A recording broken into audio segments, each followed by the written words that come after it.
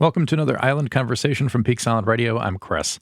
Today I'm joined by Libra Cusack. She's the coordinator of the food pantry on Peaks Island, located at New Brackett Church. We're going to get into who can go to the food pantry, when it's open, and ways that you can help if you would like to be assisting the food pantry. The food pantry is open to island residents, and it's open every Monday, 3:30 to 5. If it's a holiday Monday, it's open on Tuesday instead. And the mission statement is, the mission of the Peaks Island Pantry is to provide food assistance to our island neighbors in need, supported by many different individuals and organizations from Peaks Island. So in a nutshell, we are a food pantry and we're here to help people. So you talked a little bit about when it's open and who is eligible, so islanders and that sort of thing. Who participates in making the food pantry what it is? I know New Brackett Church, but are there other organizations that contribute on a regular basis as well? There are no organizations that contribute. The church gives us the space. Thank you very much.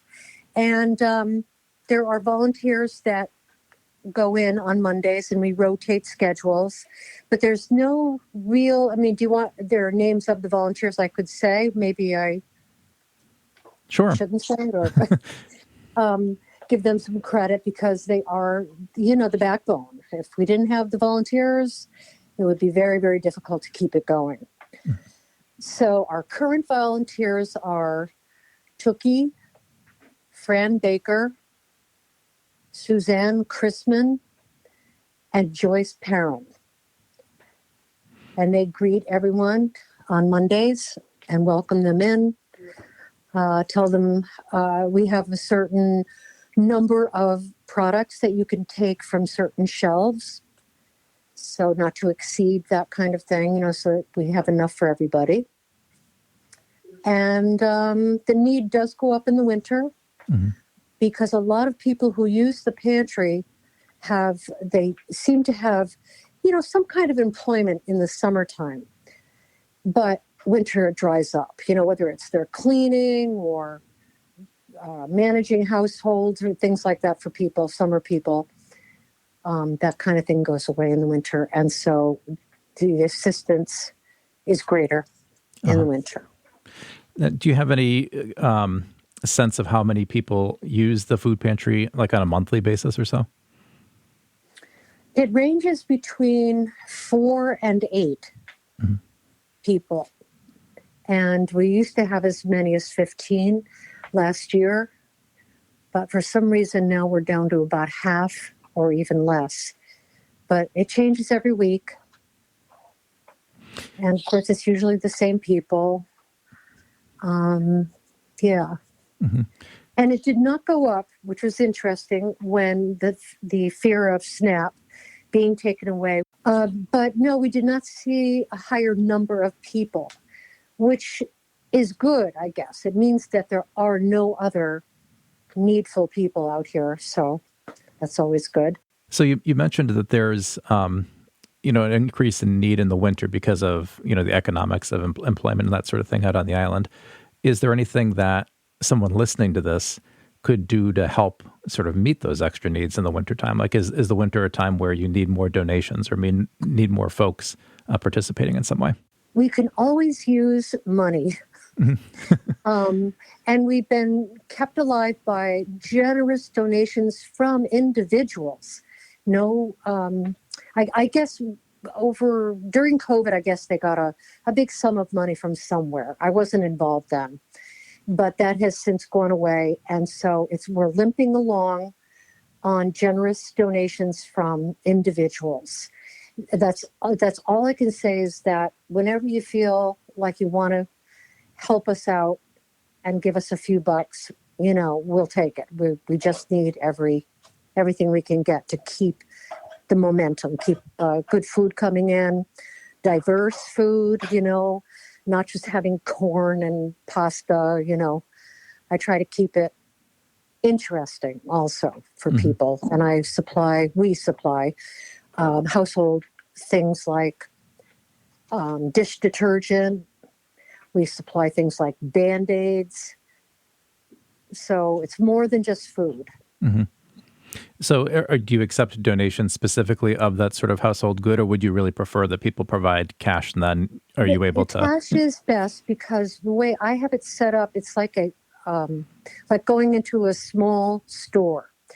So I have actual nice rows of whatever the product is. You've got a row that goes all the way back, column going all the way back to the back of the storage unit.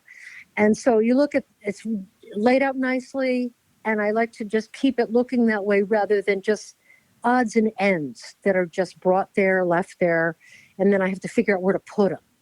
We have very limited space.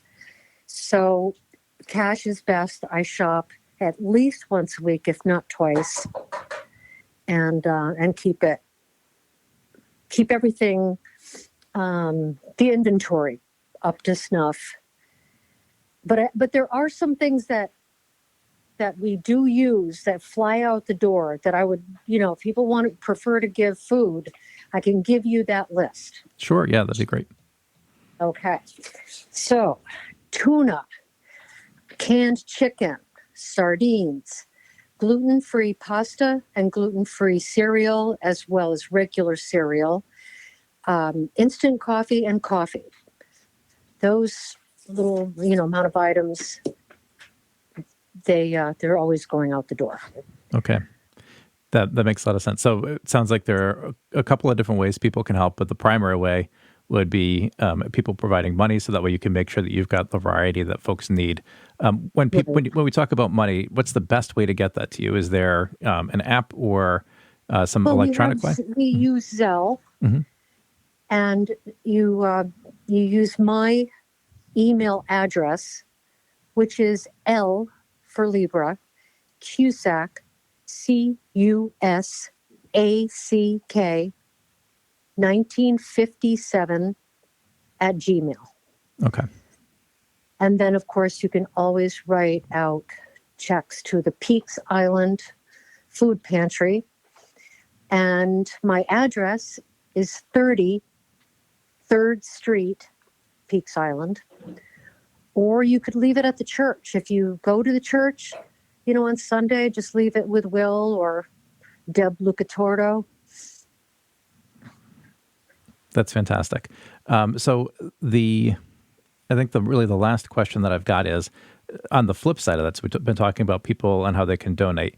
If somebody needs to use the food pantry, but maybe isn't one of the regulars that goes and is nervous about being on a small island like this and, putting themselves out on a limb and saying, hey, I need help.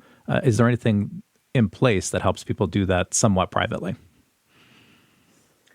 All I could say is they can contact me to find out more about it. And it's certainly anonymous. We don't go around telling people who goes to the food pantry, if that's what they're concerned about. But they can call me 207-838-0337 and talk to me about what's entailed, which is really nothing. You just show up as long as you're a resident of the island. Mm-hmm. All right, perfect. Great. Anything else you want folks on the island, your neighbors, to know about the food pantry? No, I think I've said it all. It's very, very important to the people who need it. And we appreciate any help that people can give us monetarily or food-wise. We really appreciate it. People have been so generous, especially during this SNAP thing, this snafu of SNAP. Mm-hmm. We have really had some great donations, and I want to thank those people here for that. Thank you. That's super. All right. Well, thank you so much, Libra. And thank you so much for the work that you're doing on behalf of the food pantry for your neighbors. It's much appreciated. Well, thank you. And have a great day. Thank you. You too. A big thank you to Libra and all the volunteers at the food pantry helping to keep Peaks Island food secure. If you want to get involved, you heard how you can do it. I'm also going to put links to Libra's contact information in the show notes. If you'd like to hear more interesting conversations with Peaks Islanders, you can follow us along at peaksislandradio.com. You can sign up for our email list and get all the episodes delivered right to your inbox, or you can subscribe for free in your favorite podcast app.